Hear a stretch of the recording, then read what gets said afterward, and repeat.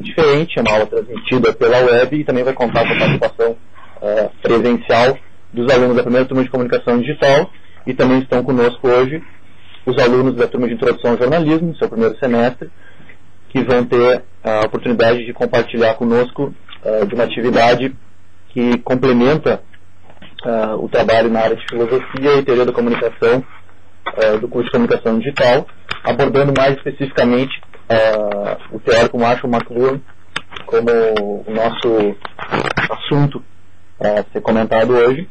E o nosso convidado para conversar, para dar essa palestra que vai envolver debate tanto aqui ao vivo como debate pela própria web, é o professor Padre Pedro Gilberto Gomes, nosso pró-reitor acadêmico da Universidade do Vale do Rio dos Sinos, professor do programa de pós-graduação em comunicação aqui da nossa universidade, e um pesquisador que já escreveu e trabalha com o Marshall McLuhan, que é um dos teóricos da comunicação que se estabeleceu nas últimas décadas como controvertido, polêmico e ao mesmo tempo bastante instigante para as nossas apreciações da nossa área da comunicação, então envolvente nas nossas novas profissões, nas novas mídias e nas mídias tradicionais. O debate vai funcionar da seguinte forma: o Padre Pedro vai colocar as suas impressões e sua apresentação sobre o trabalho de Marshall McLuhan. Em seguida nós vamos ter questões da professora Sueli Fragoso, que está aqui também, é professora do curso de comunicação digital, pesquisadora na área de mídias digitais e professora do programa de pós-graduação em comunicação aqui da Unicinos. Também questões do professor Celso Cândido, professor de filosofia, coordenador do curso de filosofia da universidade e também professor do curso de comunicação digital. Após essas perguntas iniciais, vamos abrir aqui para os nossos alunos, para algumas colocações e questionamentos.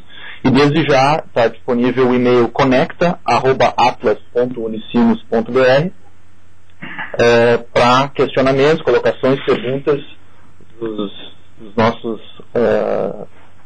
internautas que estão assistindo através do site www.artbit.com.br/digital/conecta, de onde está sendo transmitida também essa aula. Eu queria agradecer ao professor Celso Cândido, mais uma vez, pela criatividade e iniciativa em trabalhar a filosofia e os teóricos da comunicação de uma maneira diferenciada. Queria agradecer a presença já do professor Padre Pedro, está com espaço na sua agenda para nos prestigiar hoje, a professora Sueli da mesma forma. Queria agradecer muito aos alunos e queria agradecer a Artbit pela iniciativa de criar o site de onde essa aula está sendo transmitida. Então, pode ser direto. Por favor. Tudo contigo. Bom dia. Eu vou ter que gravar sem falar para vocês hoje, viu?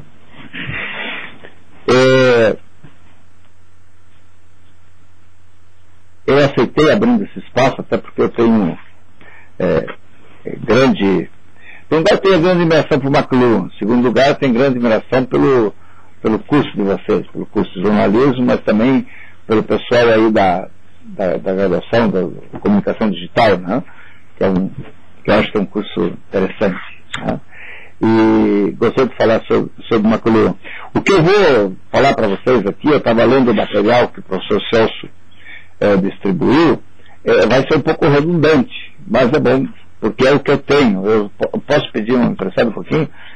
Que é, de fato, o que está aqui na segunda edição do livro, esse Sueli, Tópicos em Teoria da Comunicação, né?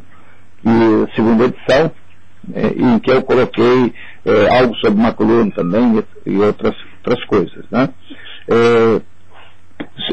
Se alguém não viu, né, o famoso livro McLuhan é esse, né? A Galáxia de Gutenberg, né? Essa edição portuguesa aqui, ela é interessante porque eles não tem capítulo. O original em inglês não tem capítulo, vai direto. Aqui no Brasil eles fizeram capítulos, mas é para facilitar a leitura, né?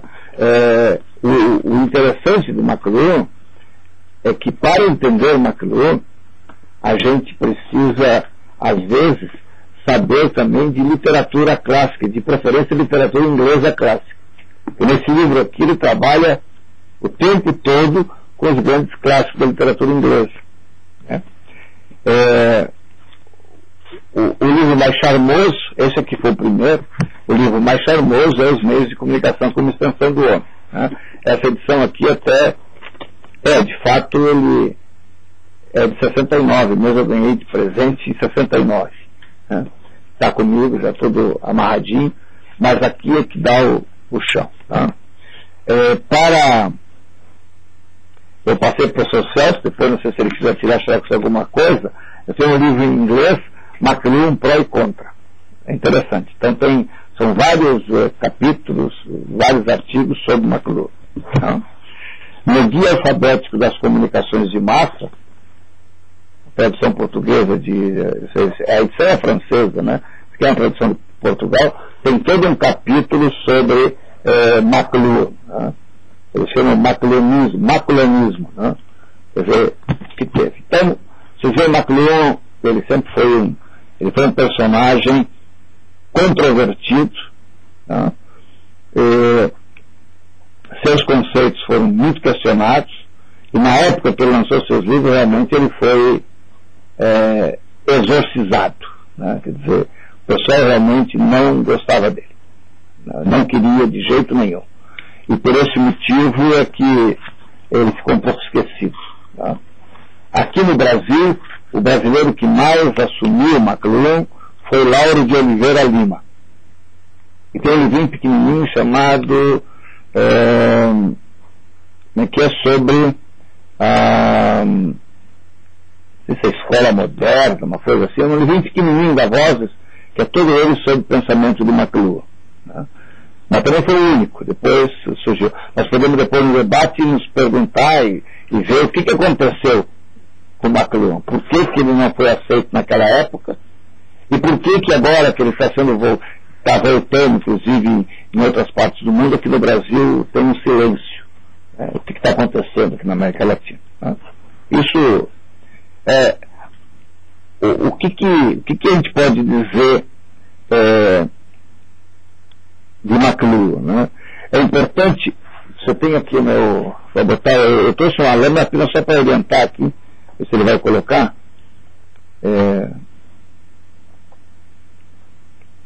Fiz um esforço aí, olha aí, talvez apareça isto. Você foca, né? Toca adiante, isso é, mais, né? Outro, né? Então, primeiro, né? Quer dizer, esse é o problema da comunicação com o McLuhan, né? Para ele, né? O problema da comunicação, ele é resumido no estudo do canal e do código. Tá? É por isso que ele vai dizer que o meio é a mensagem, que é um dos conceitos fundamentais que pode voltar a ele, né? Então, se eu quero estudar a comunicação, eu tenho que estudar o canal e estudar o código. Talvez aqui já seja uma pista por que ele não foi aceito e por que ele não está sendo aceito hoje, né? aqui pelo Brasil. Né? E aí então, ele vai estudar a civilização, e ele diz, se eu vou estudar o canal e o código, eu posso fazer um estudo das civilizações através do estudo da evolução das comunicações. Então ele faz uma identificação entre, né? Se você quer estudar a evolução da história da humanidade, você pode estudar, né, a evolução das comunicações. E ele coloca duas balizas da evolução humana. Tá? Ele diz, quais são as duas balizas dessa evolução da cultura humana? São dois fatos fundamentais. A invenção da imprensa no século XV e da televisão no século XX. Ele vai botar como ali. Depois ele vai dizer que a televisão é muito maior. Né? Então, se nós olharmos aí esse segundo, né, nós vamos ver o quê?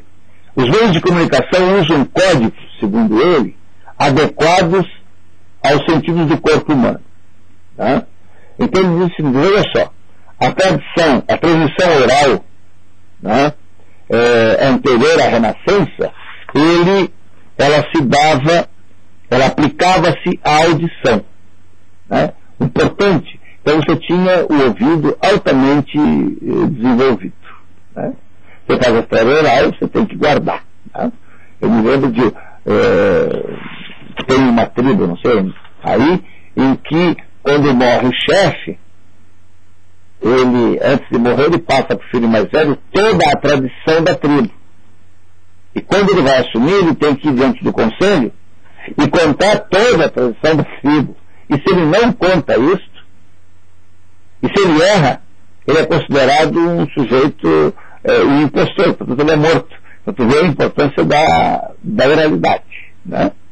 Um outro dado também, em cultura predominantemente oral, ligada à audição, tem um exemplo da África, por exemplo, que toda a aldeia era analfabeta. E tinha só um sujeito que sabia ler. Então ele era o leitor oficial das cartas que chegavam para a comunidade. Mas como a cultura era oral, o que ele fazia? Ele tapava os ouvidos para não ouvir ele lendo a carta. Porque para ele só estaria revelando e compreendendo, revelando a coisa se ele estivesse aplicando a questão, se ele tivesse ouvido. Né? Então, a oralidade. A partir de Gutenberg, né? A partir de Gutenberg, vai se dar o quê? Vai se dar ênfase ao segmento escrito. Portanto, você vai ter o forte está na visão, segundo ele. É o exercício linear, atrofia os outros sentidos. Tá? Então, veja, isso é importante porque a gente está tão acostumado a ler com os olhos que se a gente não fizer exercício, quando a gente vai ler, a gente tropeça nas palavras. Quem não está acostumado a fazer leitura em voz alta, tropeça nas palavras. Por quê? Porque todo o resto foi atrofiado, segundo McLuhan, porque você é a visão que é finita. No seguinte, na era eletrônica, há então um envolvimento múltiplo audiovisual. A eletrônica retoma todo esse conjunto. Né? Tinha um colega de pesquisa, né? Então o que ele diz? A escrita agiu como um fato isolante. Quer dizer, ele arrancou o homem da sua comunidade verboral e destribaliza esse homem. Ele estava na tribo, então a gente volta a isso. Né? Hoje, com os meios eletrônicos, o homem volta a tribalizar-se. Pode-se questionar, mas essa é a posição dele. Né? Você tem toda uma evolução. Tá? Então, esse dinamismo que vai da tribo a tribo, passando por um processo de destribalização.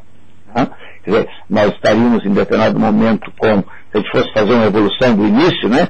Pegando a Terra, você está aqui, na oralidade, você sobe, né? Com a imprensa escrita, você está no Equador, o auge da destribalização, e agora nessa comunidade múltipla audiovisual, você volta a se unir no outro polo da tribalização. Né? Segundo um pesquisador que trabalhou com McLuhan, Edwin Carpenter, dos novos idiomas, né, a televisão é a que mais se aproxima do drama e do ritual da tribo. Né? Portanto, né, segundo McLuhan e segundo o Carpenter, a era eletrônica não seria mais uma etapa da história da mecanização e da automação. Né? Não é uma etapa a mais. Ela é uma ruptura e uma retomada dessa convivência orgânica tribal. Né? Então, o que significa isto? Significa que a organização simbólica do homem, o seu sistema de percepção espacial e temporal, sofre o impacto das novas tecnologias de comunicação.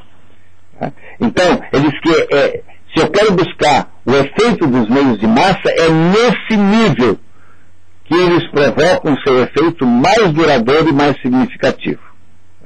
Quer dizer, por quê?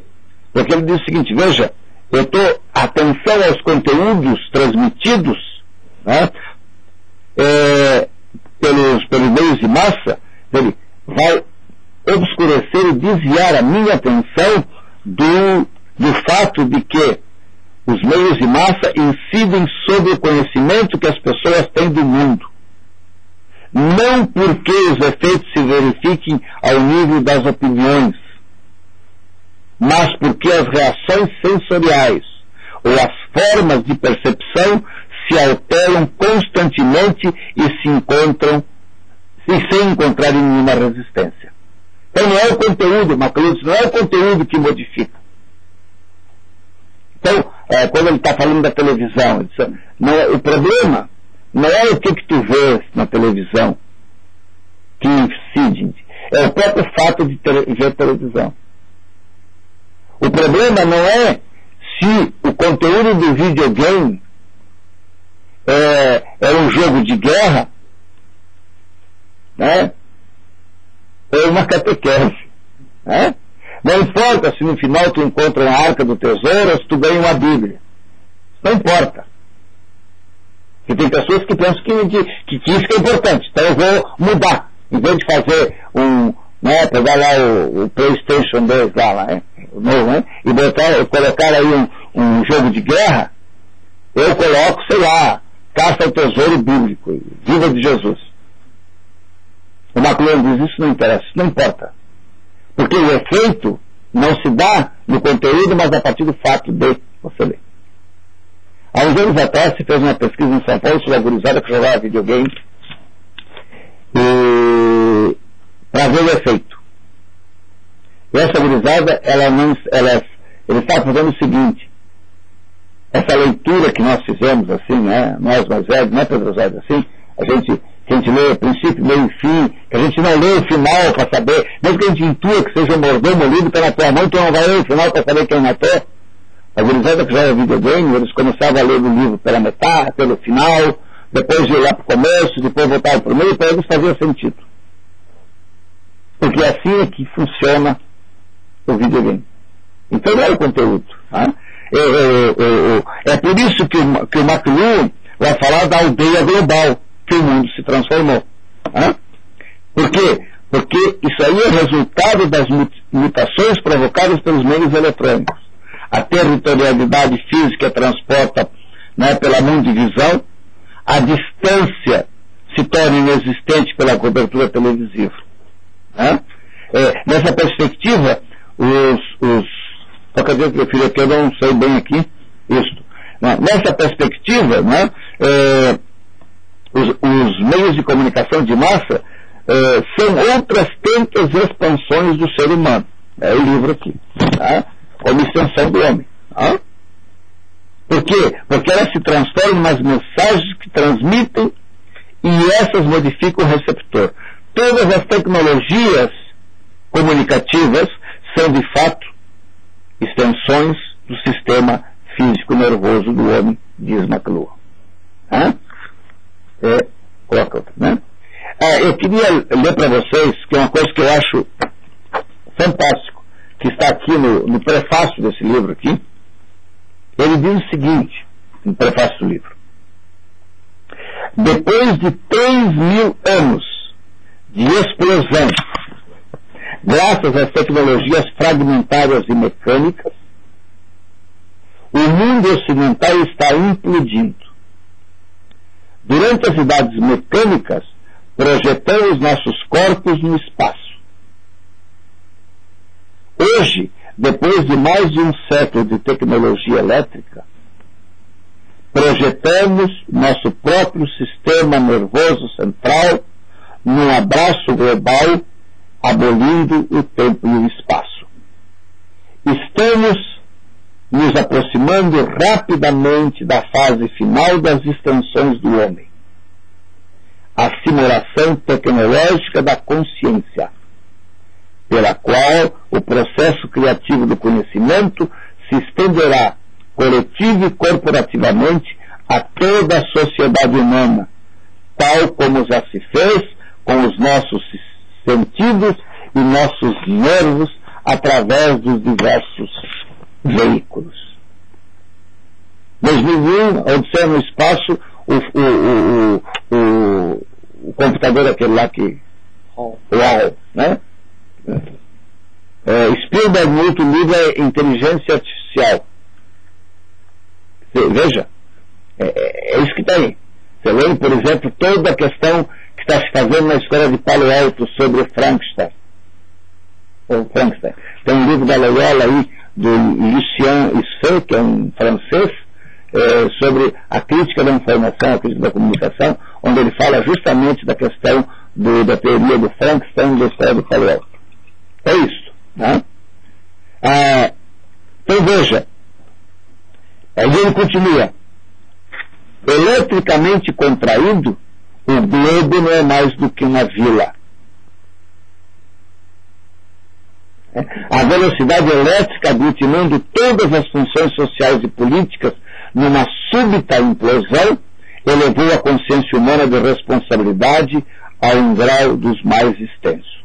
Por isso ele vai dizer, né, aqui, hoje, né, o momento atual é particularmente dramático, porque esta é a idade da angústia, por força da implosão elétrica que obriga ao compromisso e à participação, independentemente de qualquer ponto de vista. Ninguém pode dizer que não sabe de nada. Falta um dele. Veja, antigamente eu podia dizer, não sei o que aconteceu na escola caiada da Rússia. Eu não posso dizer. Hoje eu não... Praticamente foram mortos na nossa frente. Hoje eu não posso dizer, não sei nada do Iraque. Porque eu vejo todo dia. Isso já no final, na guerra do Vietnã, já aconteceu isso. Quando de repente o pessoal começou a ver que o sangue não era tinta vermelha, mas aquele vermelho era sangue mesmo dos seus filhos, a pessoa, o casal do meio oeste americano vendo pela televisão o corpo do soldado identificando o corpo do seu filho. Foi isso que derrotou os Estados Unidos na guerra do Vietnã. E foi por isso que em alguns momentos em Granada eles fizeram censura, inclusive. Por quê? Porque isso é importante. O McLuhan vai dizer, isso é dramático, porque ao mesmo tempo tu é chamado à participação, tu está numa aldeia global, o espaço e o tempo voltou e tu não podes fazer nada, mas tu não podes dizer que não sabes. Trágico, não? Então, eu acho que é por aí que indo adiante, então, quais são as etapas da evolução cultural segundo McLuhan? Sobre dos meios, né? A primeira é a tribalização. Né? Ela surge com o momento da linguagem por gregarismo e cooperação. Né? E no próprio momento da humanização, quando o ser humano adquire a linguagem, né? Pela necessidade de cooperação, né? Surge essa aglutinação em tribo. Né? Portanto, a linguagem vai se transformar num instrumento fundamental e indispensável para a comunicação e para a sobrevivência social. Né? Eu não sei se ainda se passa, mas antigamente na teoria da comunicação 1 aqui na universidade se passava sempre, o Sérgio Mendes passava sempre o fim da Guerra do Fogo, né? Que era justamente a mostrar essa questão do gregarismo. Né? Os indivíduos deixam de lutar entre si e começam a intervir organizadamente na natureza e vão estabelecendo seus padrões culturais. Né? Ora, e o padrão cultural acumulado ele é transmitido oralmente. Né? Portanto, era aquilo que foi dito ouvido. Né? A limitação justamente residia em que a transmissão dependia da memória dos anciãos. Se você perde a memória dos anciãos, morreu. Não deu. E também da habilidade de transmitir às gerações futuras os padrões culturais.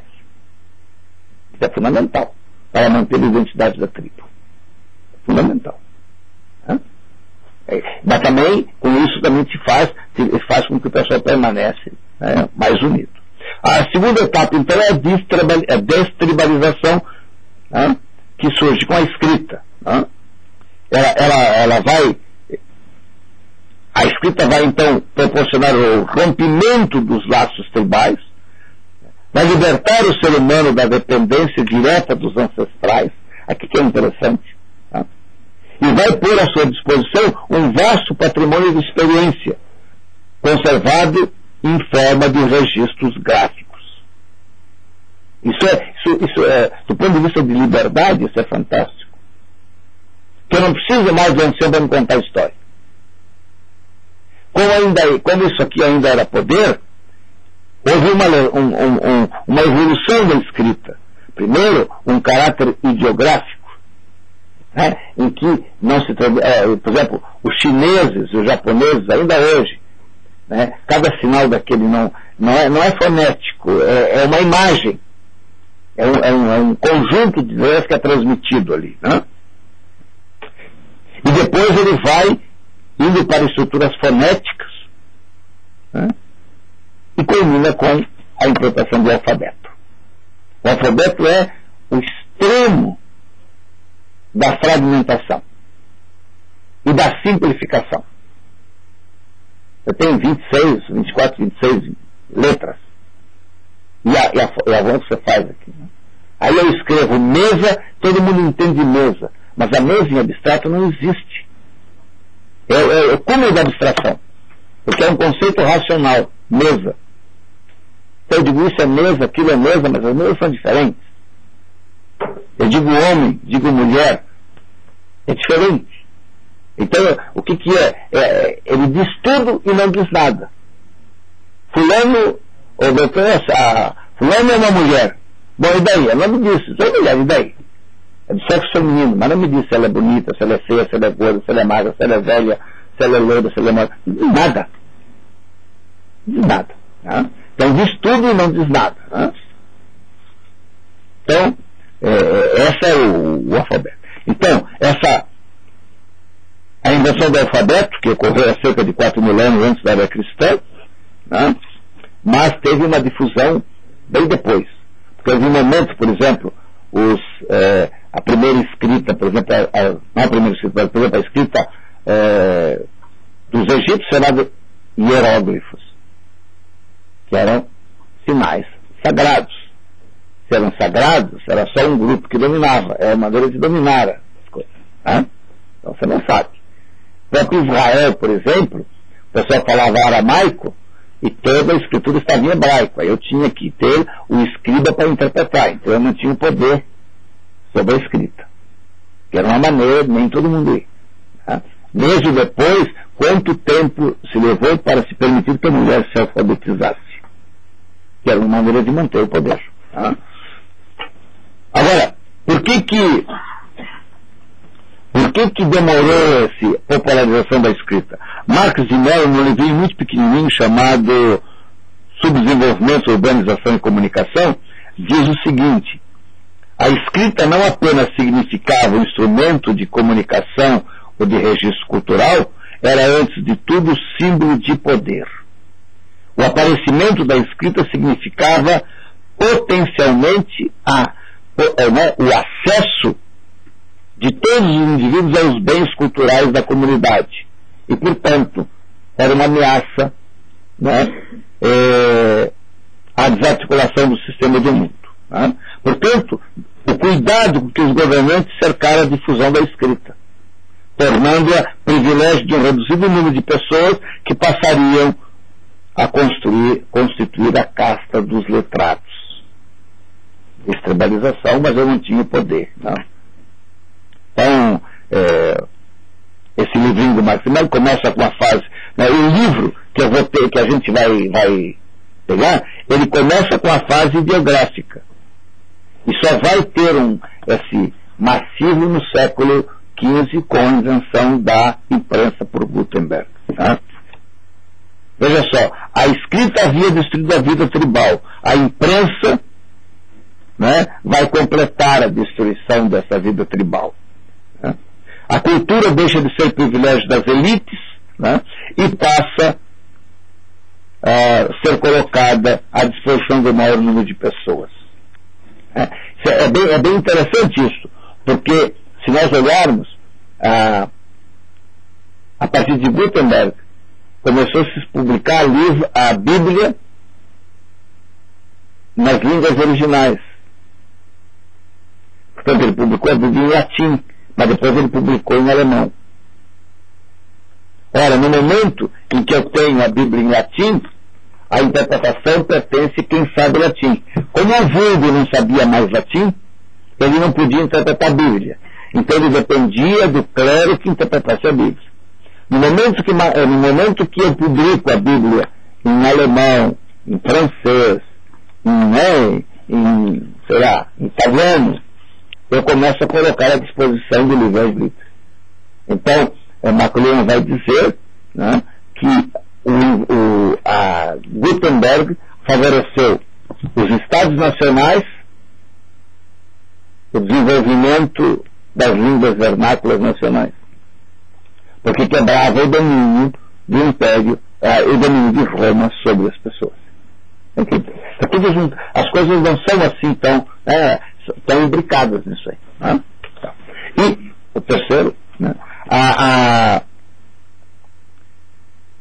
e a retribalização é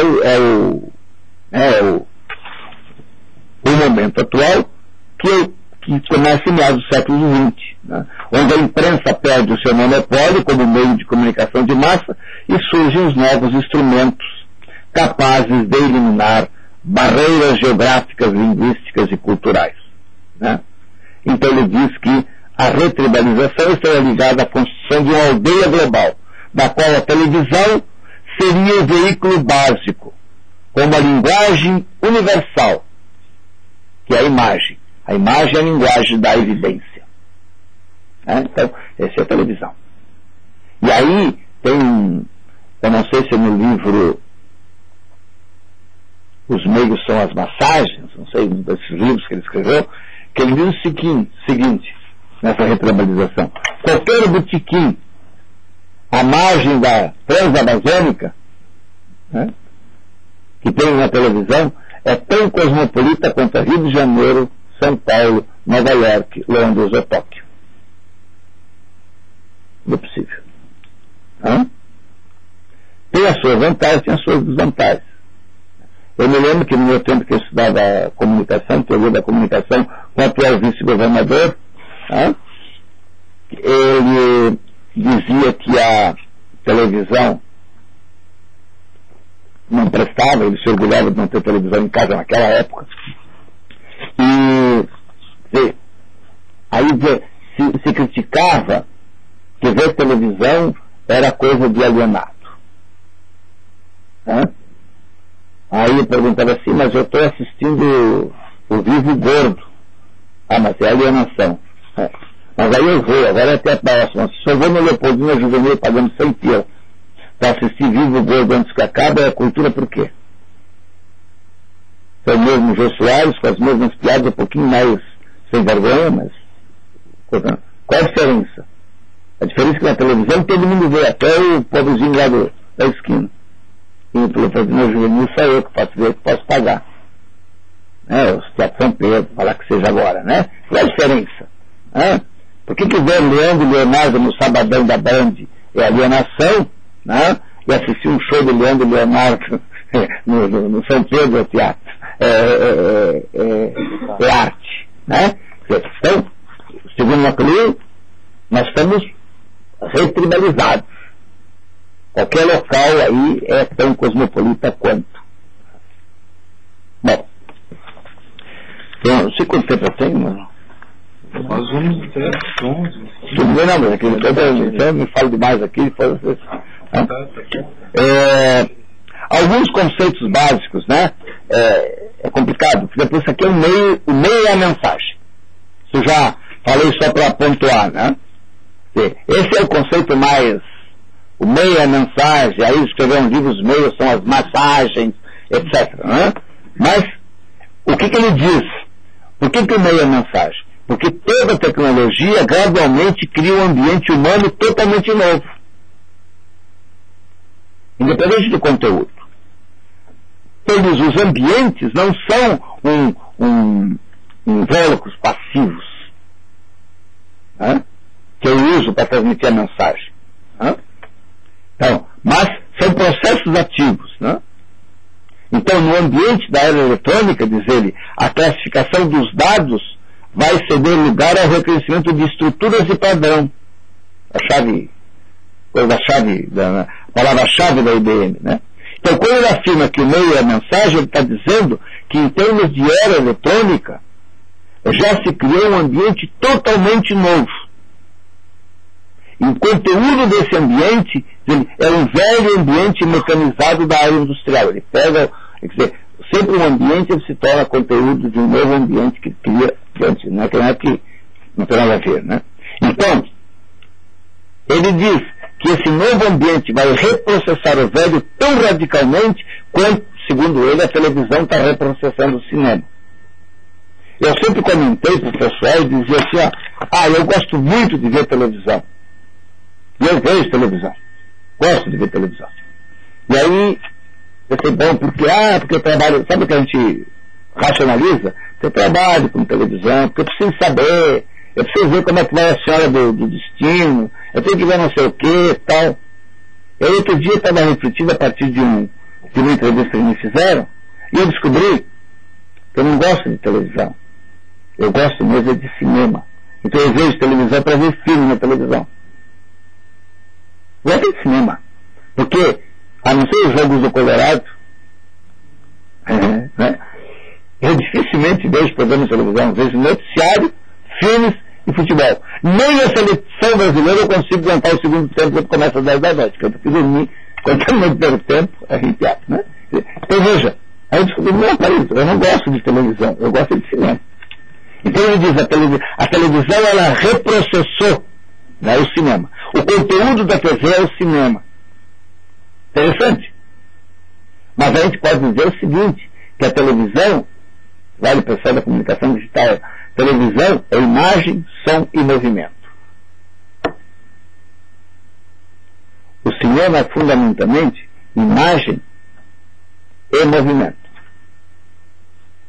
Eu posso não ter som. A televisão não. Ela reprocessa. Né? Então, a televisão é o ambiental, o imperceptível, como todos os ambientes. Eu não percebo. Né? Nós apenas temos consciência do conteúdo, ou seja, do velho ambiente. Se alguém descobriu a água, não foi o peixe. A água está lá, é o grande ambiente do peixe. Ninguém se dá conta. Ou o ar também, nós respiramos. Né? Agora, se faltar, quem sabe? Né? Um outro conceito de uma coisa é esse meio quente e meio frio. Aqui é bem complicado isso aqui, porque é um dos conceitos mais controvertidos de McLuhan. Né? Uma vez uma jornalista da Zero Hora escreveu e falou, citou McLuhan, falou de meio quente e meio frio, e disse um monte de besteira porque ela simplesmente inverteu. Né? Por quê? Os termos estão deslocados por McLuhan. Aquilo que nós consideraríamos frio, ele chama de quente. E vice-versa. E a menina pegou assim e psilita, né? Porque a televisão é meio quente, porque usa participação. Não é que uma coisa com a outra, justamente é o contrário. A televisão é frio. Né? Então, como é que eu sei o que é o meio quente ou meio frio, segundo McLuhan?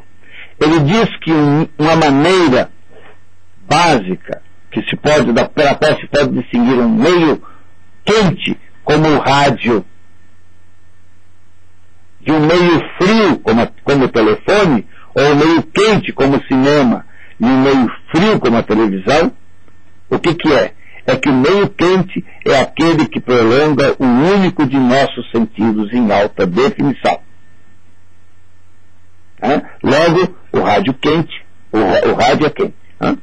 A alta definição se refere a um estado de alta saturação de dados.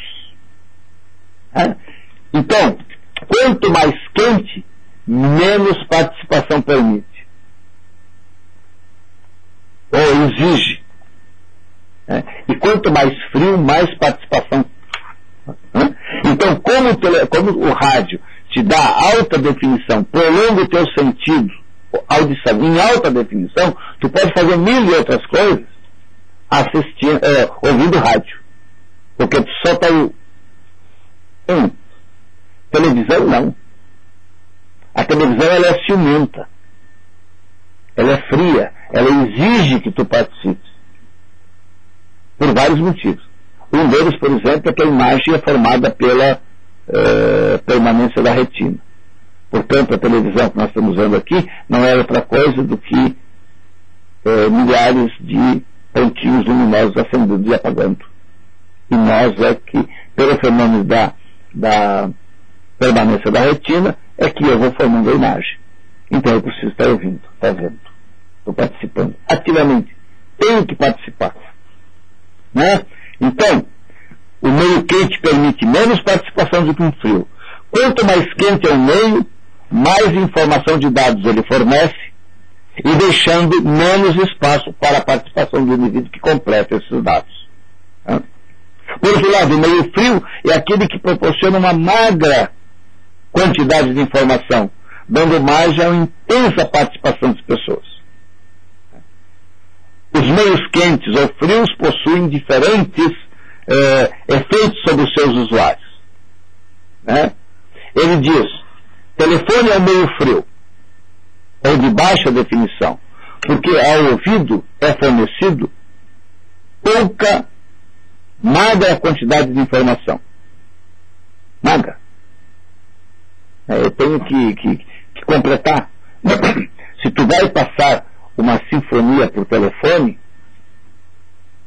tu perde todos os muito baixos e todos os muito altos.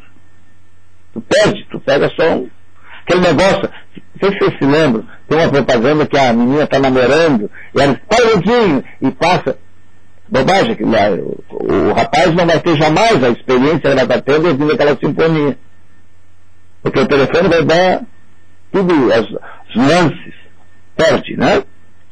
Então, a fala é um meio frio, de baixa definição. Por quê? Porque muito pouco é fornecido e muita coisa deve ser preenchida pelo ouvinte. Tá? O que eu estou dizendo aqui, às vezes, se vocês não estão me vendo falar, se eu não dou uma entonação de voz, enfim, vocês têm que preencher uma série de coisas. Tá?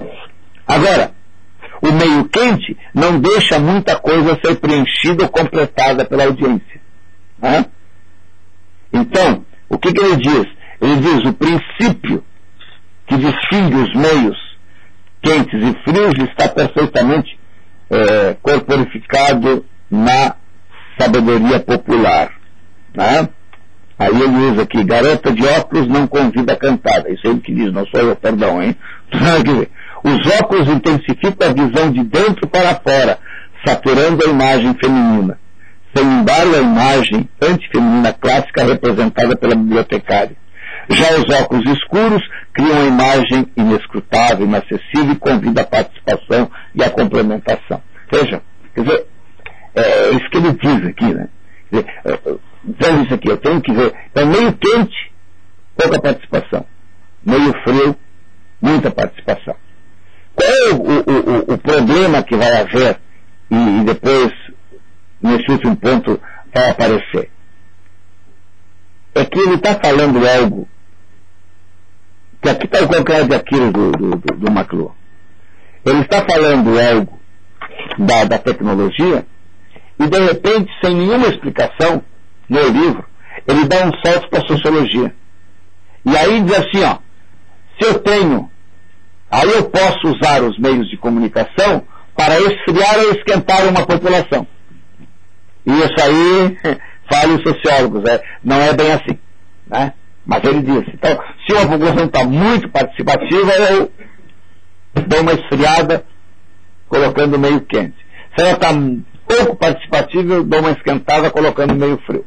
Mas aí já é, você vê, aí já é um salto, né, um salto epistemológico da visão, né, que é complicado. Né?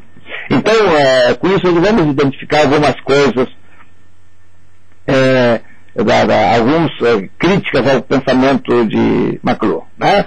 É isso aí, o primeiro ponto é isso aí. Não está clara a influência sobre o comportamento dos receptores. Tá? Por exemplo, os meios frios esfriam os receptores, os meios quentes esquentam os receptores. Isso aqui, essas críticas foram colocadas por Antônio Pasquale, um pensador venezuelano, né? Até teve aí o nosso programa do aula, né, o Pasquale, e ele que faz essas críticas. Né? Por quê? Ele disse, é rápida, é mágica a passagem de uma filosofia da história para uma técnica de controle social. ele insiste no caráter subliminar dos efeitos dos meios que não pode ser controlado com bases nos conteúdos. Para defender-se de um meio, deve-se recorrer a outro meio. Por outro lado, essa utopia tecnológica responde, aí segundo ele, a um anseio de uma determinada sociedade, a norte-americana. Portanto, a sua obra possui um caráter localizado. Aqui a gente já vai ver por que McLuhan foi abandonado. Depois, no segundo ponto, ele propugna uma retribalização. Como falar de retribalização quando grande parte da população da Terra ainda vive em estado tribal? Brincadeiras à parte, há uns tempos atrás, somente a ilha de Manhattan, em Nova York, tinha mais linhas telefônicas do que toda a África Negra. Logo, internet na África Negra é brincadeira. Pelo menos enquanto necessidade de telefone. Então, será que a retribalização não é um projeto de nações desenvolvidas para consolidar a sua dominação sobre as nações menos desenvolvidas? A aldeia global não seria uma tentativa de acabar com as culturas nacionais e criar uma cultura global de consumo? Pergunta Pasquale. Ao mesmo tempo, o conceito de retribalização não estaria escondendo um projeto maior de um poder universal? Eu não estou dizendo que eu concordo com isso aqui. Eu estou dizendo que vocês perceberem o que está por trás. Eu não gosto muito dessa questão de como se McLuhan fosse um agente do imperialismo norte-americano, mas é o que está por trás. Terceira crítica, segundo Pasquale, o livro Understanding Media é uma elaboração ideológica. Seu propósito é liquidar com o discurso sociológico sobre o controle, o conteúdo e os efeitos da mensagem. O seu método é similar que se possa ir além da aparência ético-sociológica e econômica para chegar a uma essência tecnológica. Por isso, as forças vivas conservadoras se interessam e apoiam as posições de McLuhan. Crítica, segundo ele, segundo Pasquale, os meios de massa desaparecem no pensamento de McLuhan. Ele deixa os meios sem o adjetivo massa. Sem o atributo que lhe qualifica pela função e pelo fim, os meios são inocentes. O médium, que ele fala, ele usa uma palavra latina, é apenas um simples aparato ou extensão da subjetividade psicofísica. Tudo é médium. Os médiums são parte de nós mesmos. Como consequência, a mensagem como conteúdo de um meio não existe. Mais ainda, o médium se possui e não se usa. Os meios são inocentes, não massificam. Isso é Pasquale. Por que eu coloquei essa parte? Essa parte final nos dá claramente o motivo pelo qual McLuhan foi ignorado. No Norte, ele foi considerado um visionário, um louco, naquela época. Esse livro é de 62, esse aqui é de 64, mas esse aqui foi traduzido para o português antes desse. Esse é o mais importante. E de McLuhan se pegou muito a parte mais folclórica. Os meios são as massagens. O pessoal, ele dizia que o livro ia acabar, que a televisão ia dominar o livro. Então ele e outros andaram escrevendo livros graficamente malucos para dizer que era, sabe, fotográfico, etc. Mas o que estava por trás? Então lá era no Norte. No Sul, e aí esse última parte que o Pasquale colocou bem, nós estamos vivendo, justamente quando surgiu o livro, como o livro veio para o Brasil, em 69, nós estamos justamente saindo da teoria do desenvolvimentismo na América Latina e entrando na questão da teoria da dependência, a partir do livro do nosso ex-presidente Fernando Henrique Cardoso, que depois ele pediu para a gente esquecer o que ele escreveu, mas a gente não esquece, não. E aí, e na questão da comunicação, estava muito em voga toda a questão da teoria crítica da Escola de Frankfurt. principalmente com os posicionamentos de Adorno e Horkheimer. Então, que estavam justamente preocupados com o conteúdo. Que eles achavam que o problema da comunicação estava na dominação do imperialismo cultural desenvolvido a partir do conteúdo dos meios de massa. Então, claro, aqui Pasquale ele é digamos assim, o desaguador disso aí, verbaliza o que todo mundo estava pensando. Então McLuhan tem que ser esquecido. Por quê? Porque ele é agente do imperialismo norte-americano. Quando ele volta agora, né, no final a partir de meados da década de 90, com essa explosão da internet, da rede internacional, sociedade de rede, etc., ele volta em alguns países. Aqui, para nós, na América Latina, nós estamos noutra.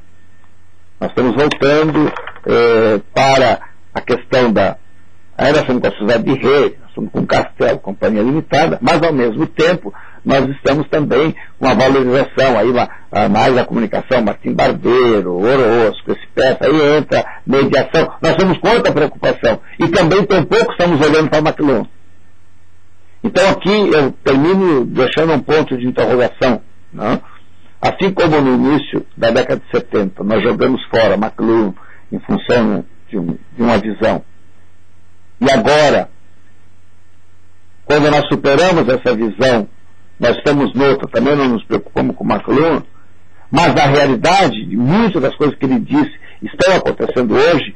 Eu lanço uma suspeita se nós não estamos caminhando em dois patamares. Né? Por um lado, avança a nossa reflexão intelectual no Brasil na área da comunicação, por outras coisas. E por outro lado, caminha a prática tecnológica do país na área de comunicação, que no fundo muitas coisas dá razão a McLuhan. Mas essas duas reflexões não se encontram e nós estamos um pouco descolados. Mas isso é apenas uma suspeita. Tá? Mas outro dia, num encontro que houve aqui em Porto Alegre, nós estávamos justamente falando sobre isso e alguém perguntou, né, o que tinha acontecido, que o Brasil não estava se voltando, ou pelo menos se questionando e estudando o pensamento de McLuhan. E eu acho que é por causa disso. A gente está noutra caminhada, e só que nós estamos desvinculados da prática. Então as coisas vão por um lado e a nossa reflexão é por outro. É isso aí.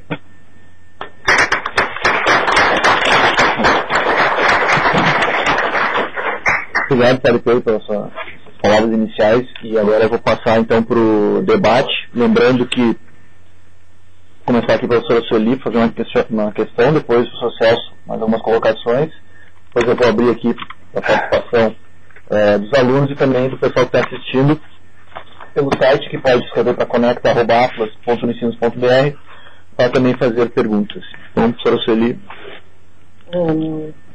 Pedro, eu vou começar, na verdade eu fui acumulando perguntas ao longo enquanto o Pedro falava, mas eu vou começar com uma coisa bem concreta que você mencionou o Lauro de Oliveira Lima como pessoa que mais trabalhou o McLuhan no Brasil. E eu fui introduzida na comunicação, algumas das pessoas que são meus alunos sabem que eu comecei minha carreira na arquitetura, por um professor de comunicação que dava aula na Faculdade de Arquitetura e Desenho Industrial, mas não dava aula de desenho industrial. Ele estava lá e dava aula sobre McLuhan, que era o Décio Pinhatari, que é um tremendo showman. O cara dava uma aula, enfim, ele entrava, não parava quieto, parecia uma aula de aeróbica. Quando ele saía, estava todo mundo estupefato assim, na cadeira, paralisado com o que ele falava. Só que ele não atribuía ao McLuhan. Devo dizer que ele dava aula como se a ideia fosse toda dele. Eu fui descobrir que era McLuhan alguns anos depois. Mas o Décio Pinhatari trabalhava muito, e parece que ainda trabalha, as ideias do McLuhan. E, ao mesmo tempo, ele também é uma das pessoas meio execradas por uma academia que faz um determinado tipo de crítica que se estava identificando exatamente com essa separação que parece que permanece na academia brasileira. Né? Como é que fica o trabalho do Décio nesse momento? Que ele acabou sendo um grande divulgador do McLuhan no Brasil. Eu li alguns livros dele no início, né?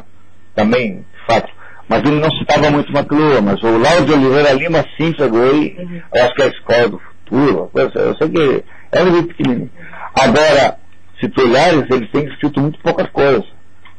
Tá? O último livro que eu tenho dele, se não me engano, chama Signagem, mais da televisão. Desse signatária, é dele, assim, né, que fala da televisão. Então eu não sei nada. Ele não foi lembrado nesse encontro, quando o pessoal levantou num debate, se alguém perguntou, Láudio de Oliveira Lima foi levantado, foi citado, né? Não o Décio Signatário. Talvez porque também na questão da arquitetura, e talvez o pessoal o tenha identificado mais para a questão também porque ele também entrava um pouco, se não me engano, um pouco na questão da semiótica, etc. Então ele está mais ligado, porque eu tenho um outro livro dele que fala mais sobre semiótica também, né? Agora, talvez seja, se diz, ele foi execrado, continua, o Macluan continua ignorado e execrado. Então também as pessoas que nessa linha. Porque, apesar da gente ter superado a parte um pouco ideológica da coisa, nós ainda somos muito fortes, muito, digamos assim, a gente faz muita vigilância, como é que se diz isso? Muito, policia muito patrulhamento. E aí então, de repente, porque não é o que está se fazendo aqui, só o trabalho ideológico antes se fazia do ponto de vista da teoria crítica. Agora se faz o patrulhamento ideológico da visão latino-americana. Uma visão nossa. Então o pessoal, quem fala do Paulinho, ele é um pouco esquecido. Hoje não é tão assim patrulhado, mas ele é esquecido, o pessoal não é ouvido. É interessante que essa crítica que muito razoável, o McLuhan, que ele enfatiza o meio a um tal ponto que ele diz que a mensagem é o meio, enfim, que o meio é que faz a diferença. As teorias latino-americanas também, quando vão dos meios, das mediações, acabam de uma certa maneira abandonando o meio. A tendência é, de repente, a gente ficar na mediação e esquecer o meio. E qualquer uma das duas posturas acaba realmente sendo empobrecedora, porque a gente acaba esquecendo alguma coisa fundamental, que é o conjunto, o meio-mensagem. Eu vejo que hoje a gente tem que perceber e analisar as coisas no seu conjunto, né? Como um todo, quando eu falo dos processos midiáticos. E o processo midiático, ele vai para além. Aliás, esse é o título de um livro desse paraguaio, como é que é o nome dele? Além dos meios das mensagens. Aqui é um professor de comunicação rural, como é que é o nome dele que está? Pedro Osório. O Juan Dias Bordenage, né, que escreve, está muito doente, né? Já é velhinho, né? Além dos meios das mensagens. Eu acho que nós temos que, o processo midiático vai além dos meios, ele tem que pegar um conjunto todo. Você não pode pegar só o ponto de vista da produção e achar que a produção é que determina todo, né? Nem só o meio, como só o meio depende de tudo, mas também nem só a recepção ou as mediações como se dependesse, porque é um conjunto, né? É todo interações e inter-relações de produção que vai da produção, da veiculação, da mensagem, é todo um complexo, né? E eu acho que toda visão que procura, tu podes até separar uma das menções, didaticamente são melhor estudadas, mas tu não pode ignorar a complexidade. Acho que aqui vale Morin, vale complexidade. Hoje nós estamos numa teoria que nós não podemos mais separar e absolutizar um dos polos desse processo como um todo, porque ele é empobrecedor e não nos dá a real dimensão da totalidade.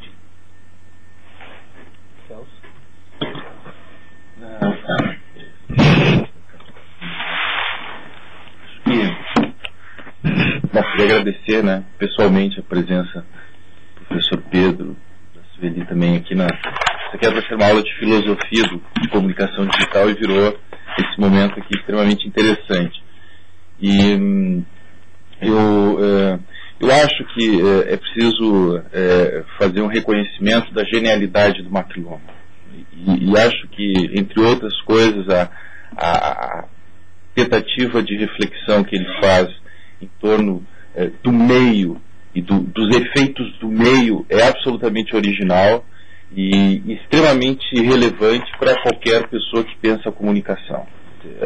É absolutamente impossível, eu acho, hoje, pensar a comunicação sem passar pelo Macluhan. Acho que isso é a primeira observação a fazer. Essa distinção entre meios quentes e frios também é absolutamente genial, absolutamente original. Enfim, isso é preciso que fique registrado. A minha questão tem duas questões, na verdade, na mesma. A gente tentou discutir isso um pouco nas nossas aulas de comunicação digital, e aí é um desafio ao professor Pedro, a Sueli, a vocês eventualmente também queiram dar alguma opinião sobre essa questão. A pergunta se nós olharmos, quer dizer, a gente veio oralidade, escrita, era eletrônica, basicamente paramos um pouco ali na televisão, né? A pergunta e a web? Se nós, dentro do arcabouço conceitual do Macluhan, como é que nós definiríamos a web? A gente tentou uma definição em sala de aula lá. Como é que o senhor, Sueli, vem... a web é o meio quente, frio... A web envolve vários sentidos, inclusive o tato, né? A pessoa precisa estar com o mouse permanentemente ativo, etc. Então seria uma primeira pergunta, como é que a gente, a partir da percepção do Macluhan, como é que a gente percebe a internet, a web, enfim, essa nova forma de comunicação, que obviamente ela é diferente, tem alguns similares com o rádio, com a televisão, com a imprensa, etc. Que é a web. Primeira, a partir da perspectiva do Macluhan, a partir do Macluhan, mas não precisamos ficar, obviamente, só no Macluhan. E a segunda questão, que eu acho que era a grande questão do Macluhan, era como é que nós podemos explorar, digamos assim, os recursos midiáticos da internet do ponto de vista pedagógico.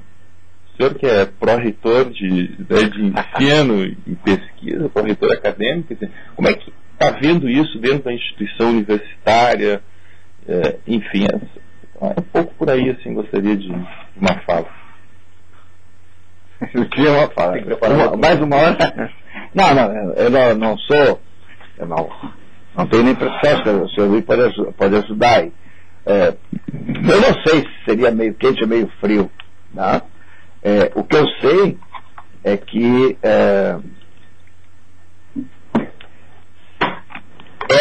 a web, para Macluhan, a web é a mensagem.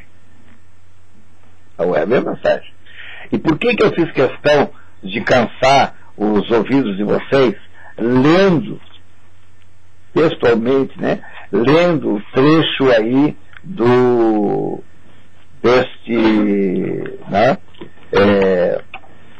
desse prefácio do Macluhan.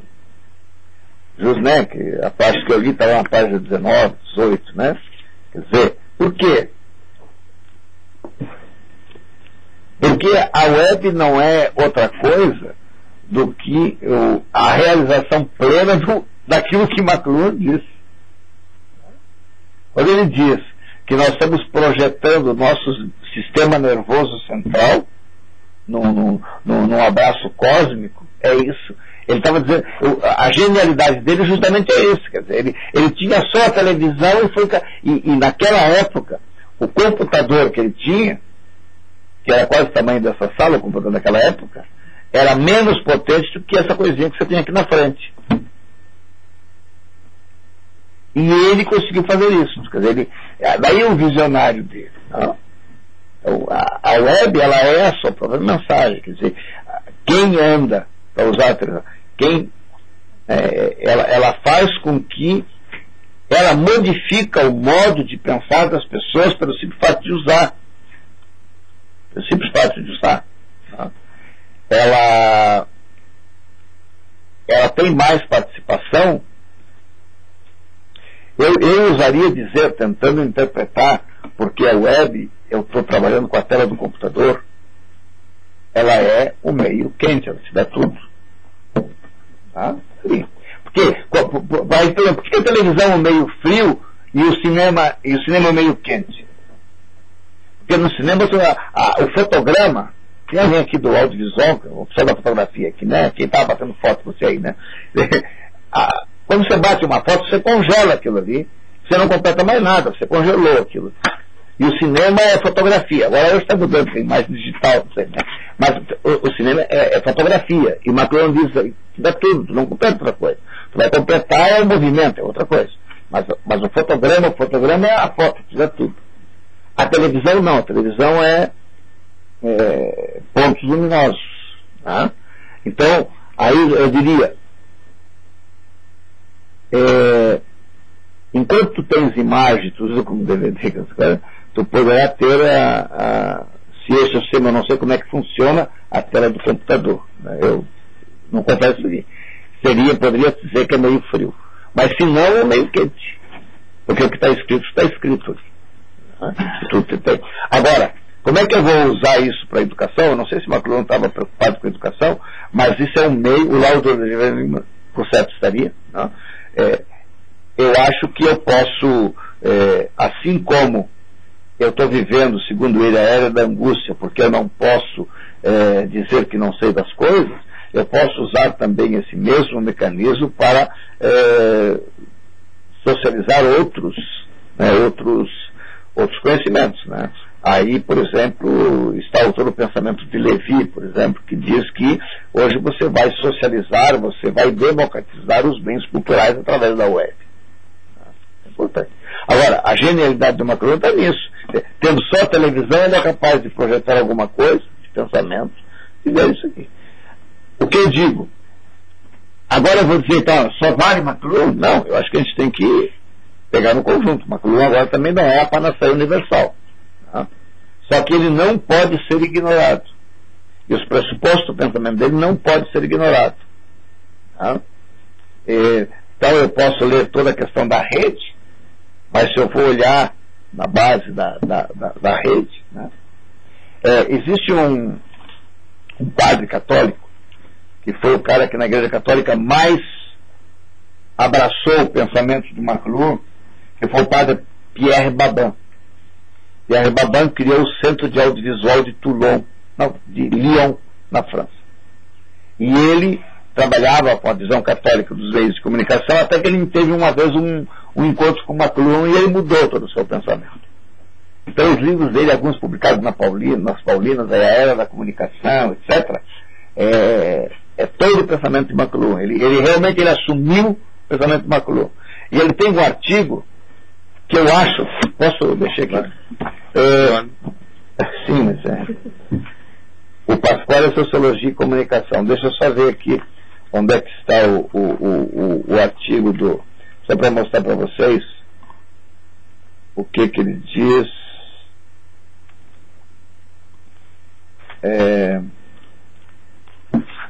Aqui, tem um texto que eu estou falando de educação. Aí o Pierre Babin fala o seguinte, fala de dois momentos, de dois universos, né? O universo de Descartes, que é o universo da razão, clara, distinto, e o universo da tecnologia, né? que é de outro espaço, né? Eu só quero ver bem direitinho para passar para vocês aqui. Quando a gente quer achar, a gente não acha.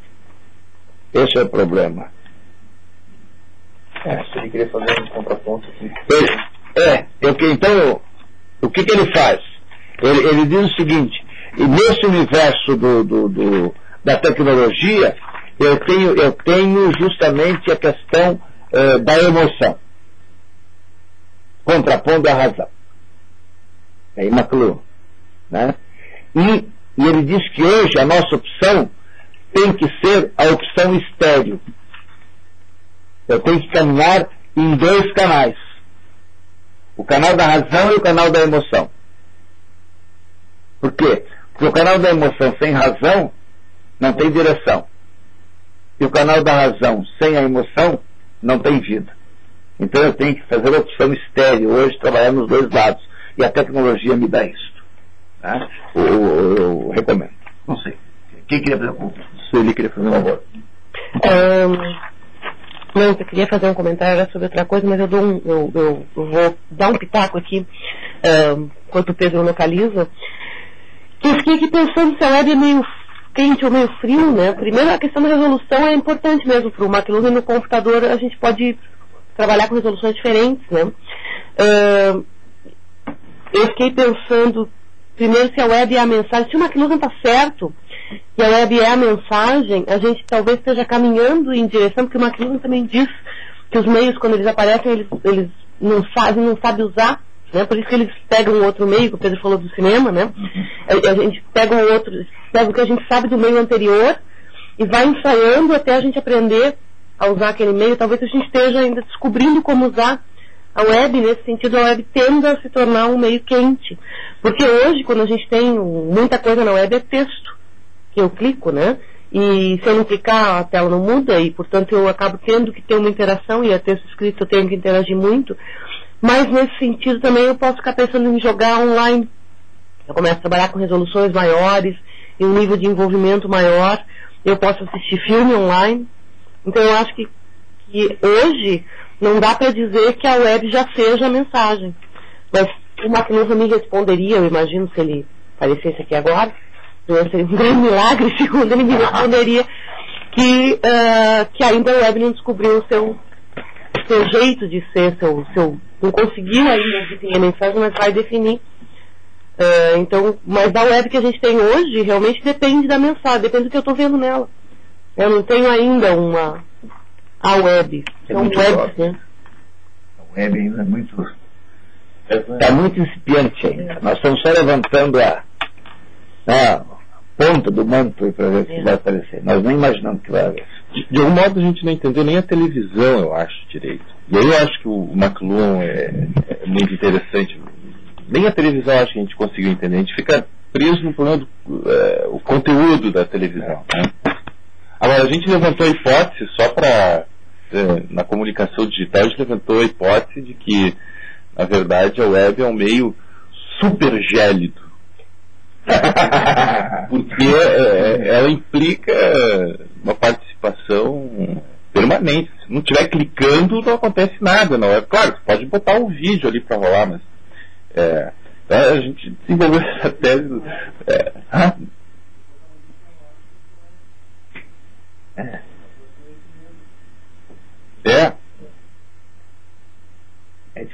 De fato, eu arrisquei, mas eu não tenho nenhuma posição formada a respeito ainda.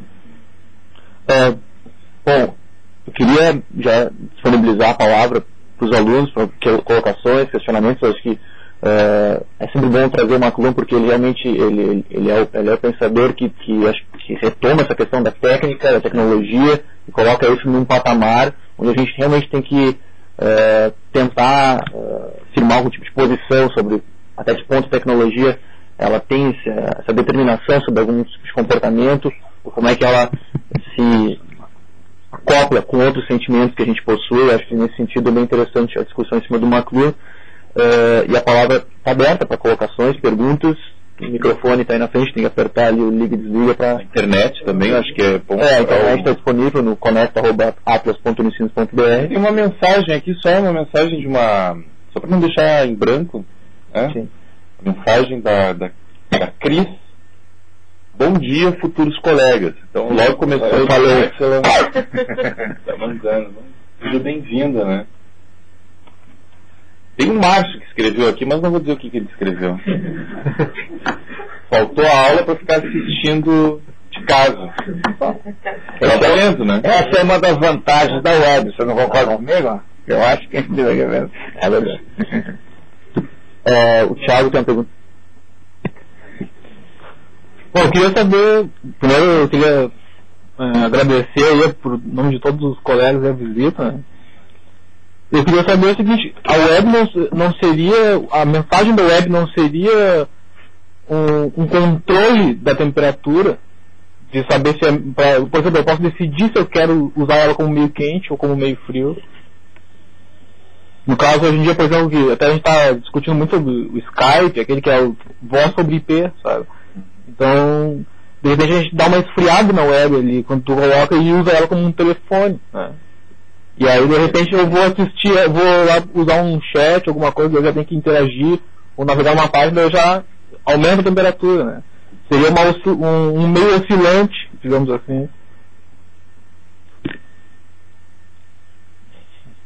É possível.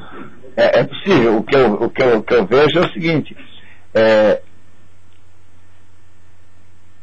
Não é o conteúdo. Eu estou tentando ficar dentro do pensamento McLuhan. Não é o conteúdo que define. Né? O conteúdo, ele diz que o nosso grande problema nosso é que nós estamos tão acostumados ainda sob o horizonte de Descartes que a gente vai procurar o conteúdo. E o conteúdo faz com que a gente esqueça o ambiente, esqueça o meio.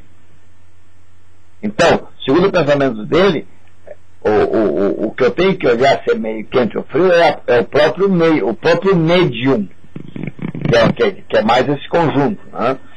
E aí, e no momento que tu diz assim, eu posso esquentar ou esfriar, essa é a posição do McLuhan, saltando, né, de uma filosofia da história para uma coisa de controle sociológico. Eu vou esfriar as populações. Acho que eu não olharia pelo conteúdo. Né? Eu olharia, talvez tu quer dizer que aí alguns vão me crucificar por isso, mas é o uso, não é o conteúdo, é o uso que vai dar. Se a gente dizer que ela ainda é um meio oscilante, eu não sei se ele é quente ou se ele é frio, não é o conteúdo que vai te dar, né, a frieza, né, ou não do meio, mas é o uso que tu fizeres dele. Aí pode ser que a gente possa responder, quem sabe, o uso poderá dizer, mas não o conteúdo. Por certo, no pensamento da McLuhan, não será o conteúdo que vai dar se é meio quente ou meio frio. Completar aqui. Eu queria saber o seguinte, essa oscilação não seria o que diferencia a web de todos os outros meios de comunicação? Porque a televisão eu posso esquentar ela se eu quiser, ou o telefone eu posso de repente esquentar ele. A web, no caso, como eu fiz na minha pergunta, eu posso controlar a temperatura dela, né? Pode ser, mas eu diria que a web é tão jovem ainda que nós não estamos, a gente não sabe bem que configuração vai tomar. Eu creio que no momento que tu fizer, porque dizem que vai acontecer, eu não sei, vocês são especialistas em comunicação digital, sabem mais do que eu, mas no momento que eu completar toda a interação, né, em que o telefone vai ser vídeo, vai ser tudo, quer dizer, quando você tem essa integração, aí de repente você vai até superar toda essa definição do McLuhan para uma outra coisa que nós não sabemos o que vai ser. Porque hoje nós ainda estamos pensando cinema, televisão, rádio, fala. Nós estamos ainda, paradoxalmente, dentro de uma questão múltipla audiovisual, eu estou ainda fragmentando as coisas. E talvez a gente tenha que examinar a web como digamos assim, o ápice da complexidade e da desfragmentação das coisas. Você tem que dar unidade das coisas. E aí, o que virá, a gente não, pelo menos eu acho que a gente não sabe. Mas hoje, né, já em alguns momentos, você já faz uma interação, e quanto mais você fizer essa interação de meios, do médio, você vai criar uma outra. Eu diria, para ficar fiel a McLuhan, eu vou criar um outro ambiente. E eu acho que esse ambiente ainda não está configurado. O ambiente web ainda não está configurado. O web, quando eu digo, com toda essa interação. Telefone, televisão, rádio. Porque eu digo, posso esquentar a televisão? Enquanto for televisão e for simplesmente... eu tenho televisão em alta definição hoje. Eu não sei se a televisão digital não vai dar isso. Talvez a televisão digital. Porque enquanto tu tiver o sistema analógico, tu não vai esquentá-la nunca. Ela vai ser sempre... Porque tu tens que... Pelo menos isso, tu tens que completar a imagem. Essa imagem não existe. Por isso, quando a gente faz quando a gente faz videoconferência, por exemplo, o grande avanço, né, que tipo? De varredura lenta ou de varredura rápida? Quanto mais ele for de varredura rápida, né, mais participação tu tens ali.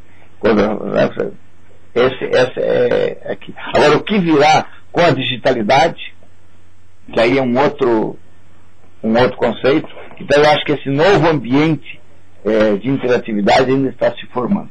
Não sei o que é isso, ele acha. Se ele acha alguma coisa.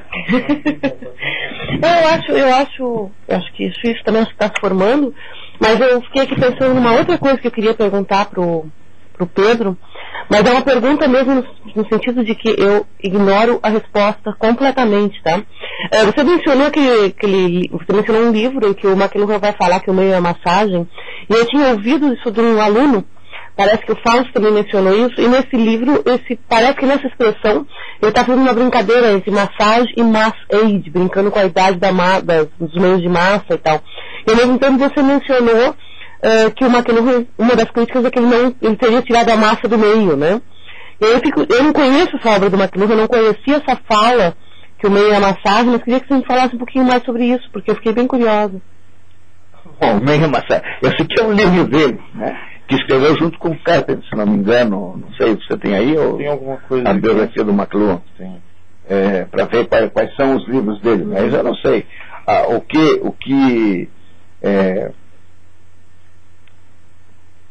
é um jogo de palavras, mas eu eu sou tão ignorante quanto você nesse sentido. Quentin Fiore. Exatamente, com Quentin Fiore. O meio é massagem. O meio é a massagem, né? Agora, é um jogo com a massa e o meio, né? Mas a ignorância, a crítica de que ele tira do meio a massa é que normalmente que ele isola, né? Isola o meio, o médium, né? E diz que ele é a sua própria mensagem, ele deixa de ser meios de comunicação de massa. Segundo o Pasquale, eu não sei se isso é verdade, né? Se a gente pode fazer essa crítica. Mas eu deixaria isso, eu passo em branco, não vou te enrolar disso aqui não. Eu me lembro que um grande crítico do McLuhan é um filósofo americano, acho que fez o livro aí, é Finkelntor, se não me engano, que é um crítico do McLuhan. Finkelntor. Não, acho que não aparece aí.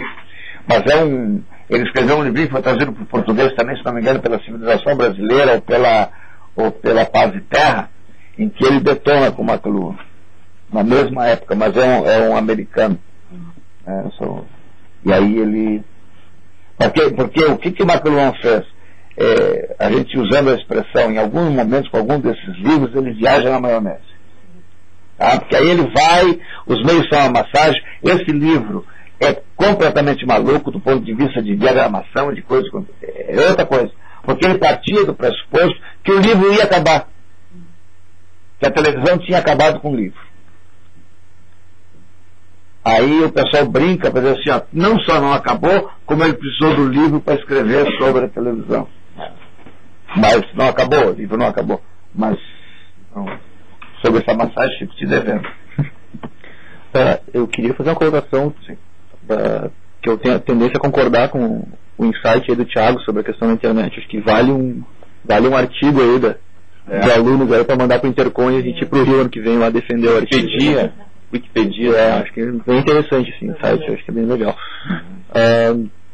Algumas outras questões.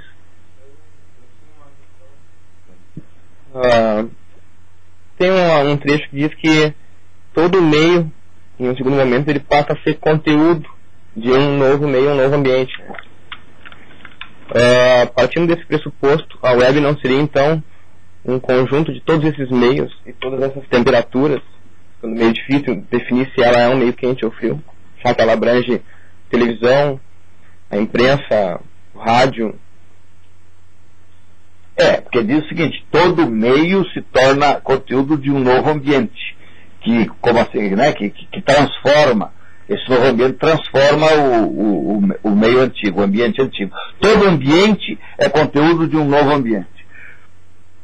Então, eu acho que tem razão.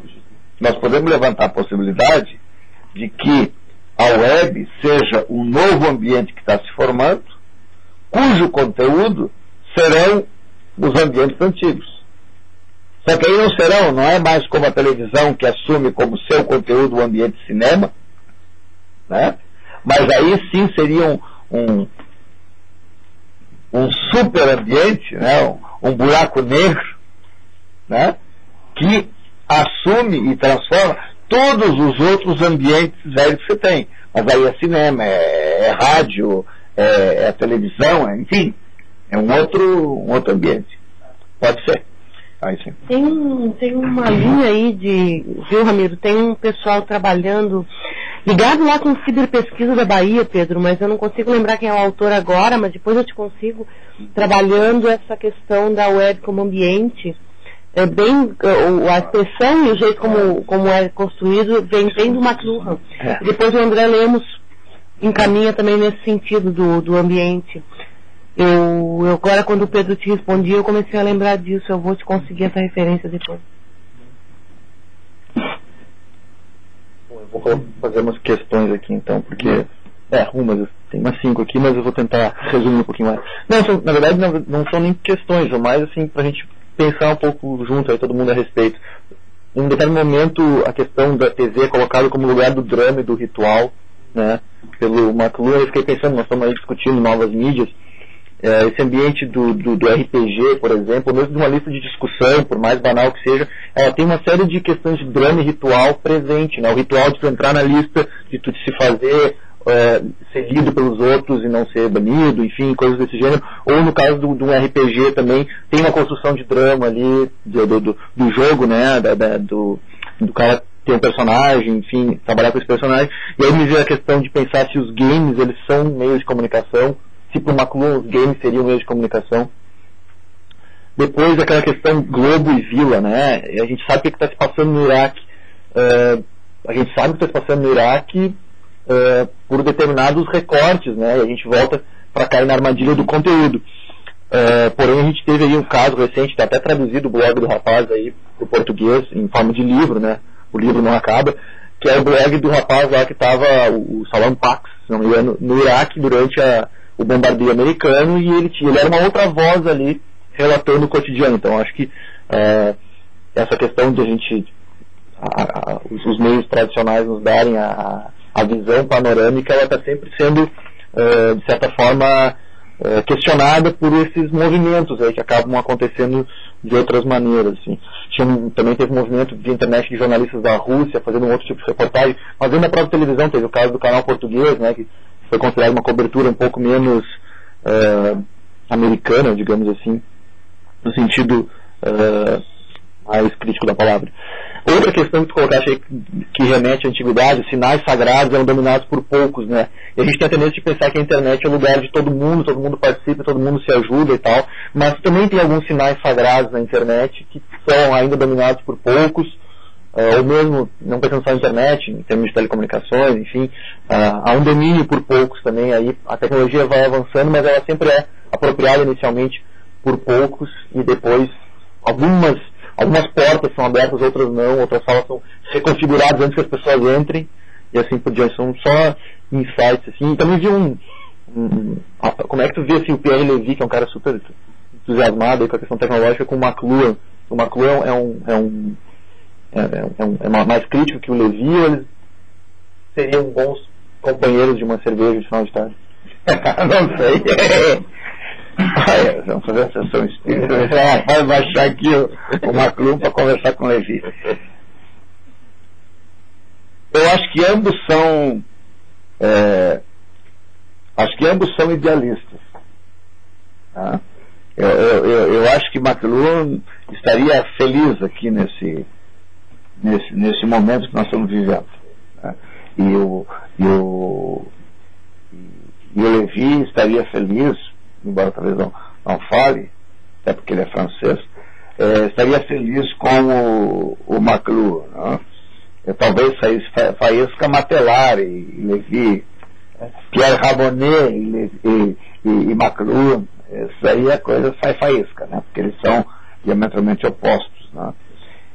Agora, outras coisas eu até concordo contigo. Quando a gente fala e elogia o pensamento do McLuhan, não quer dizer que o McLuhan agora ele é incriticável e é o grande profeta. Eu acho que tem o mundo é por demais complexo, né? Mas por outro lado, esse ambiente da web é um ambiente novo que está se criando. Agora, quando tu falavas aí de pessoas que estão fora, tá? Concordo, existe um pensador brasileiro que já morreu, né? Eu tinha grande admiração por ele, chamado Alceu de Amoroso Lima, o Tristão de Ataíde. Alceu de Amoroso Lima, em 1969, ele teve que fazer uma palestra sobre a questão da participação, comunhão, etc., num congresso de imprensa católica em São Paulo, e ele falou da evolução também das comunicações. E ele dizia uma coisa que nós esquecemos hoje, que todo o avanço da humanidade de comunicação, ele está falando da comunicação, todo o avanço da humanidade de comunicação, ele é dialético. Tá? Então, veja, quando nós olhamos a invenção da escrita, por exemplo,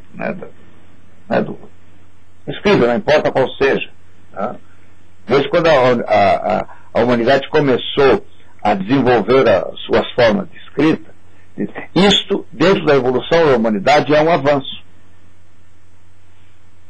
Mas no momento que eu criei a escrita, eu criei também o analfabeto.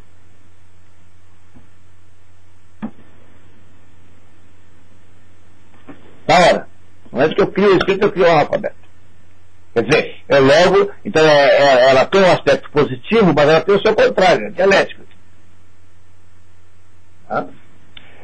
Aí ele diz, bom, veja, aí ele vai para Gutenberg, no momento que eu invento o livro, que eu invento esses tipos novos. Evidentemente, diz ele, eu socializo, eu crio, isso é um avanço nessa área da humanidade e nessa da imprensa. Mas ao mesmo tempo que eu crio a imprensa, crio o livro, eu crio o mercado do livro e eu crio um grupo que domina isso aí. E eu tenho uma série de barreiras. Então eu tenho pessoas, um avanço, mas eu tenho o seu contrário. E quando eu chego na era eletrônica, diz ele, que de novo eu socializo uma série de coisas, vou pegar o exemplo de McLuhan, que eu tribalizo as coisas, eu ao mesmo tempo eu crio, eu tenho as pessoas que dominam os meios de comunicação, daquelas que não dominam os meios de comunicação. E, portanto, eu de novo eu divido.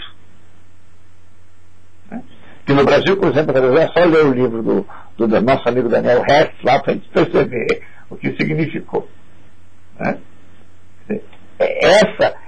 Então a coisa é sempre ela e o seu contrário, a realidade é dialética. Agora, então, para não ter o analfabeto, ninguém vai ler. Não é isso. Então eu tenho que saber, mas eu crio, e aí entra aquilo que tu dizes aí, falaste a respeito da guerra do Golfo, etc. Tá? É a visão. Tem sempre uma edição. E a televisão ela é complicada, porque, em primeiro lugar, ela é a visão do câmera. Que, por sua vez, são vários, e tem um sujeito que seleciona aquilo que vai para o ar. E, portanto, a câmera, quando eu estou assistindo, e ele me mostra alguma coisa, é como se eu tivesse por trás daquela câmera, mas não sou eu o dono do meu olhar, mas é alguém que me guia. Portanto, aquilo que eu estou vendo já não é mais a realidade, porque é uma parcela. E, ao mesmo tempo, eu estou acompanhando a partir da minha própria realidade. Então, de repente, aquilo que eu estou vendo na televisão,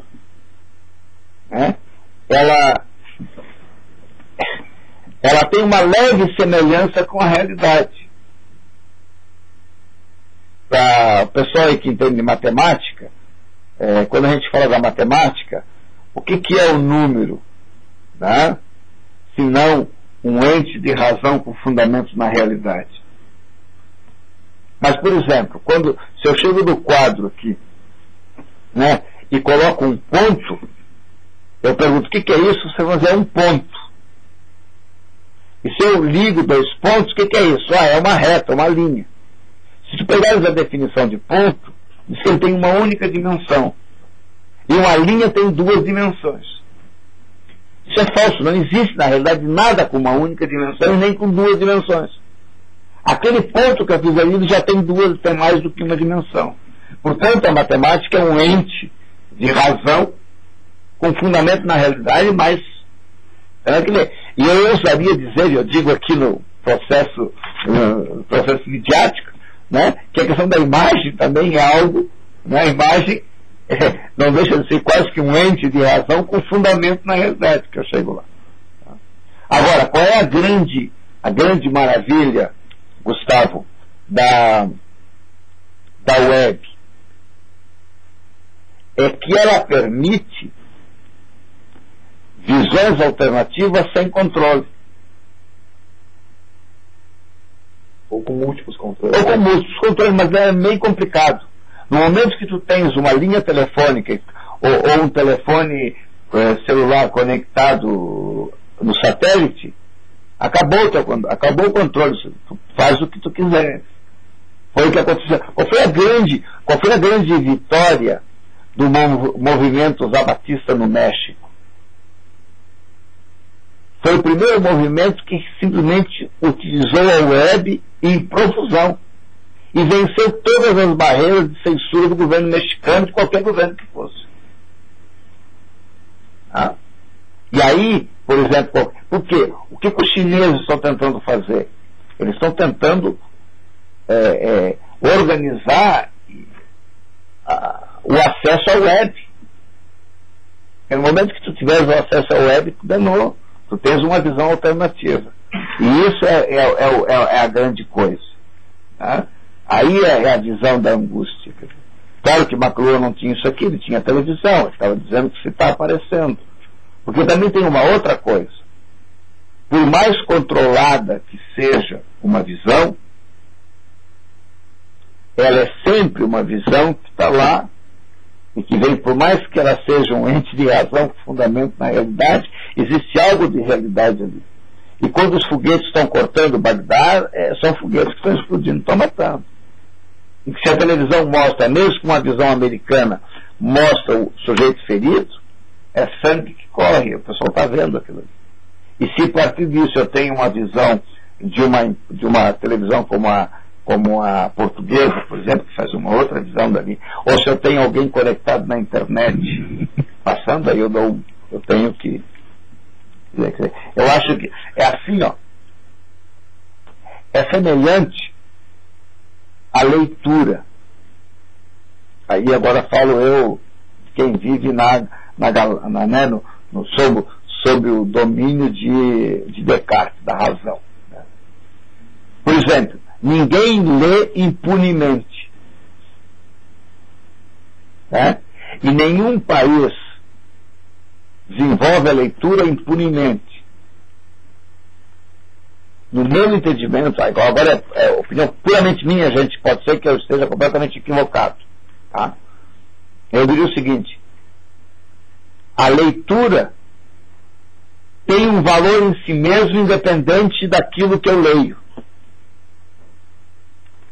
A pessoa que desenvolve o hábito da leitura desenvolve um raciocínio de crítica e de conhecimento independente da vontade de quem lê. E por isso, nenhum país que queira ser autoritário e manter o povo dominado vai desenvolver a leitura. E se esse país desenvolve a leitura, por mais controlada que seja a publicação de livros, ele está criando o germe da superação por causa da liberdade que se desenvolve no pensamento das pessoas.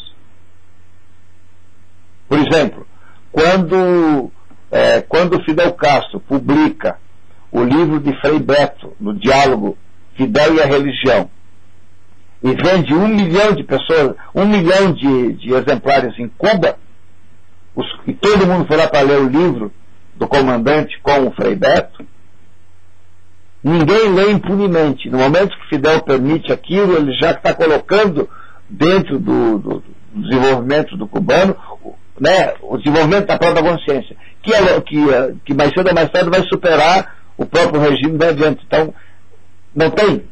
Só tem uma maneira de tu manter o povo, no meu entendimento. Agora eu assumo toda a minha ingenuidade, né, só tem uma maneira de se manter as pessoas colonizadas.